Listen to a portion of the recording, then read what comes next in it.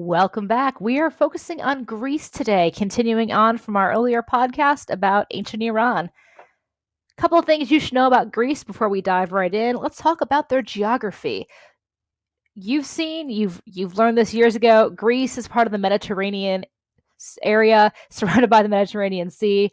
Um, the area makes it a very desirable trading partner. It's great for migration of people, the transfer of crops, technology, and trade. This is why Greece is going to be a leader in innovation as well as philosophy. And the area that is inhabited by the Greeks relies entirely on rainfall. They don't have water resources sufficient for irrigation, and the problem is they're surrounded by the sea. You can't exactly use that for farming. They also had few metal resources, but plenty of natural harbors. And let's talk about the emergence of the polis, 800 to 500 BCE. What We don't know a lot about Greece right after the fall of the Mycenaean civilization, again because of the Dark Age, but the polis or the city-state emerges around 800 BCE, and each polis had a guardian god or goddess. Again, Athens with Athena as a great example. There's a temple that's dedicated to this god or goddess within the city walls. And the city state was an urban center surrounded by rural territories, basically farmers to keep them going. Characteristics of the polis includes the Acropolis, an agora, fortified walls, and public buildings. And there's frequent wars between the various city states. The Greeks would develop a style of warfare that would use hoplites. And this is a close formation of heavily armored infantry soldiers who would try to break the enemy's line of defense. And the soldiers were not actually soldiers. They were farmers who served for short periods of time when they were called in. And the Greeks had to expand because the population began to outstrip available resources. And how the Greeks actually expanded their territory is quite funny, because what they would do is they would light a torch from a fire at the center of the city state, and they would give people this torch and send them across the sea to colonize other areas. But here's the thing: first, they would ask for volunteers. Oh, nope, sorry, no one wants to leave. Oh, that's too bad. All right, go. And they would just start calling on people and send them away. And if you decided that you didn't want to do it, well, off with your head, I guess. You really didn't have a choice. But colonization introduced the Greeks to new ideas, but it also sharpened their sense of a Greek identity. And the interactions of these new colonies between non-Greeks and Greeks prompted the new Greek colonists to think of themselves as special, or as Hellenes, as opposed to the barbarians that were also in the same area. And this spreading of the Greek culture is going to begin what is called Hellenization. And we'll talk about that a bit more when we start talking about Alexander the Great. Greek religion involved the worship of an anthropomorphic sky god. And many of the gods and goddesses represented forces of nature. The Greeks worshipped Zeus, but they also had different oracles that they would turn to, who were often seen as the in-between. The oracle of Apollo at Delphi is a great example, and they also revered female fertility deities. The Greeks also added vowels to the 22 Phoenician consonants and created a new alphabet by 730 BCE. So they've been pretty productive within the 800 years, or the year 800 BCE. They add these vowels by 730 BCE. During the 8th and 9th centuries, most Greek city-states were led by land-owning aristocracies. Sparta was one of the first Greek city-states to grant extensive rights to citizens, but Athens would be the first to establish a democracy. Now let's talk Athens and Sparta.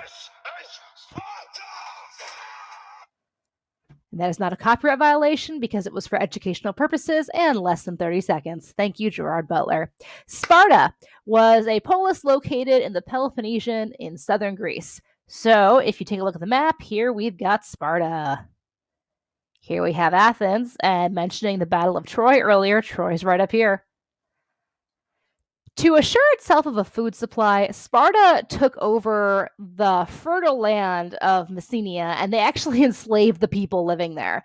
And here's the interesting thing about Sparta. They're remembered as being these great warriors, which they were, but they never really left to go off into war because they were so afraid of an uprising from the Messian slaves that the males would train for the army and devote their lives to the needs of the state, but they never really expanded beyond what they needed.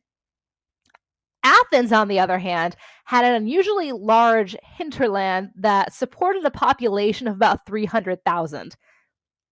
Athens went through a series of tyrants in the 6th century BCE, and this would lead them to develop a type of democracy.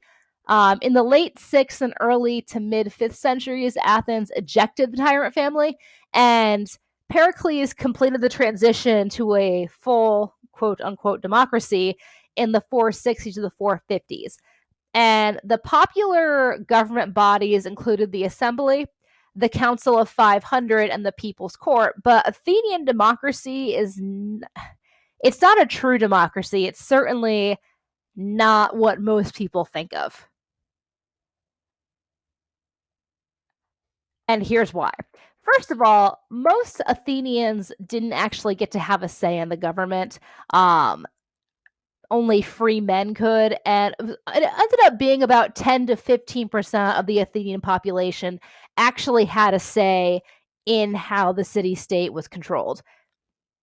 So that there's just one small example of how they were not a true democracy. In 499 BCE, the Greek cities of Anatolia, aided by Etruria and Athens, staged a 5-year revolt against Persian rule, and this would lead to the Persian Wars, 2 Persian attacks on the Greeks. In the First Persian War, the generals under Darius I, you guys remember him, attacked in 490 BCE, and the attack on Athens was foiled when the Athenian forces defeated the Persians at the Battle of Marathon. And at this battle, and I'm going to show you a map. So here we have the Battle of Marathon.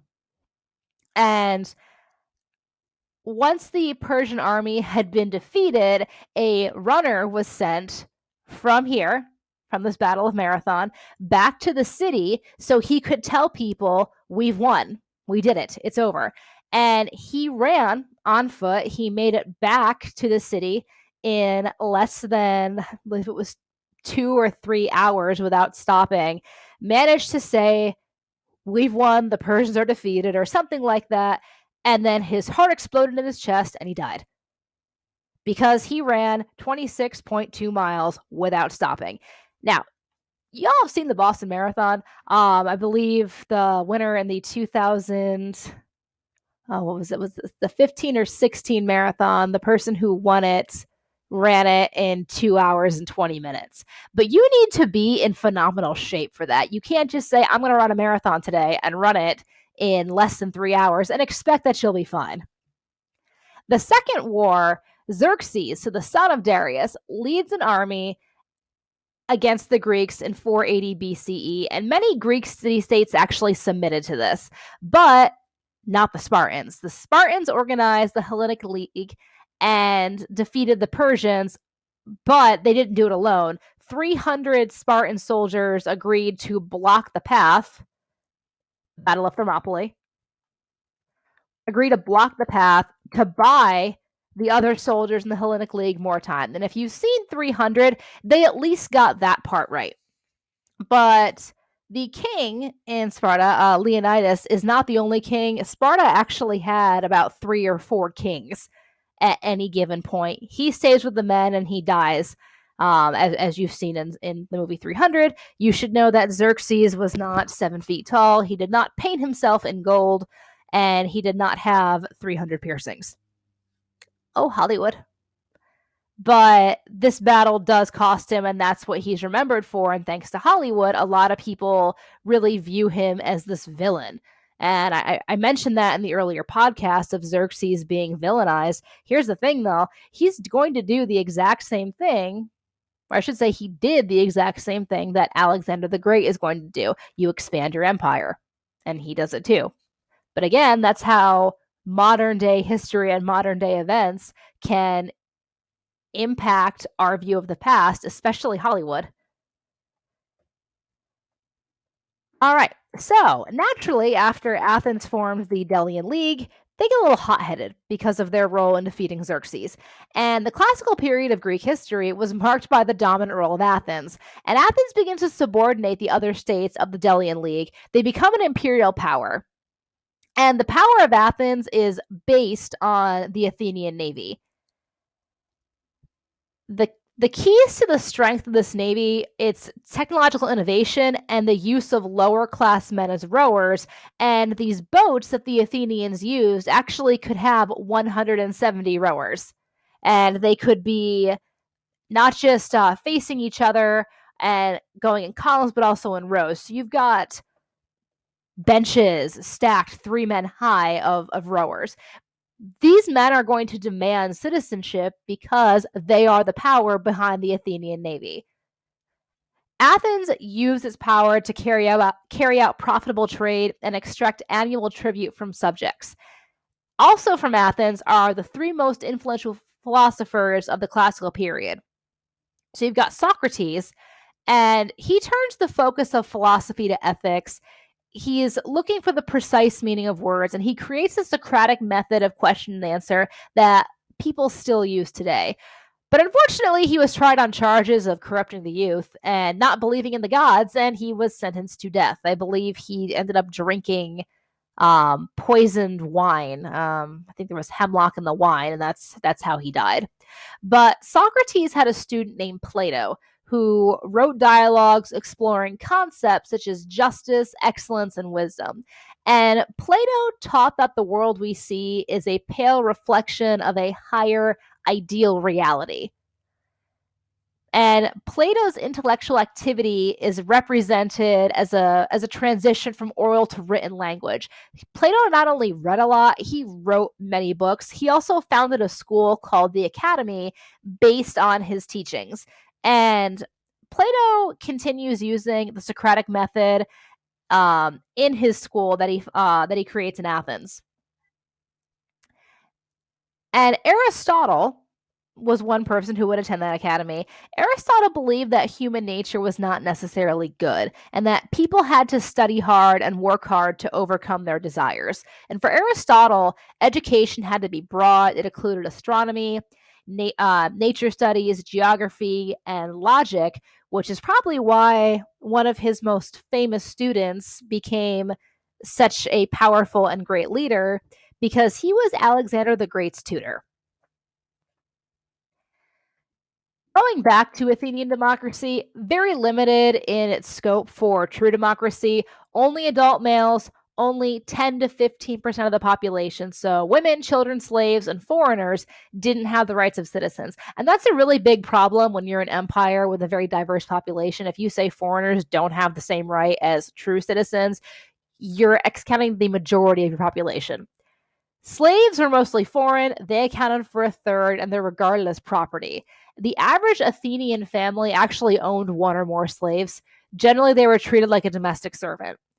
And the position of women varied in Greek communities. And if you were a woman in classical Greece, you wanted to live in Sparta. Women were relatively free in Sparta. They were not only did they speak their mind, they were actually encouraged to speak their mind. And again, we go back to 300. I'm sorry. Queen Gorga, I think that's her name, the wife of Leonidas, makes a statement because only Spartan women give birth to real men. And that was the belief behind letting women have freedom, letting them be outspoken. I hate saying letting them, but it's true in this time period. The Spartan society gave women rights because Spartan women gave birth to Spartan men who would become soldiers. That being said, in Athens, women were way more confined and oppressed. People have this idea of this like this perfect utopian Athenian society where everyone is reciting poetry and Not even a little bit. Athenian marriages were unequal. They were arranged unions of younger women to older men. And the duties of a wife were to produce and raise children, especially sons, weave cloth, and to cook and clean. And men and women, husband and wives, they generally didn't have the type of relationship that you see husband and wives having today. And what actually happened quite often in Athens is homosexuality was encouraged because men were always with men all day, women were with women all day. So it was very common for men to develop romantic relationships with men and for women to develop them with women. And the whole point of a marriage was really just to procreate. And this is something that's going to be a really common feature in Athenian society. But not everything can last forever. Again, Athens, you got a big head on your shoulders, became too good for everyone. And because of this treatment towards other Greek city states, the Peloponnesian War began, a conflict between the alliance systems of Athens and Sparta. And it begins in 431 BCE. Sparta had a navy paid for by the Persians because Sparta is not all about navy, guys. They have foot soldiers. And they finally defeat Athens in 404 BCE. And then Sparta did the same thing. They became incredibly arrogant. They won, and this inspired the opposition of the other Greek city states to start fighting back. And the internal conflict between the Greeks gave Persia the opportunity to recover its territory in Western Asia, including the Greek communities on the Anatolian coast. And this is the end of the Greek city states. They're declining in power. And then this backward northern kingdom just pops up out of nowhere. They're called Macedonia, and they begin developing into a great military power. They are led by King Philip. He is able to strengthen his army by equipping his soldiers with longer spears, using cavalry and infantry forces, and developing a new siege. But unfortunately, Philip dies. And we will pick up with that with a short podcast later about Alexander the Great, which is King Philip's son. So take a look at the Peloponnesian War map, Athens and its allies, their empire. How impressive is that, folks? Sparta and their allies, people who really don't want to get involved. And we'll pick up later with Alexander the Great. So thanks for listening, y'all. Cheers.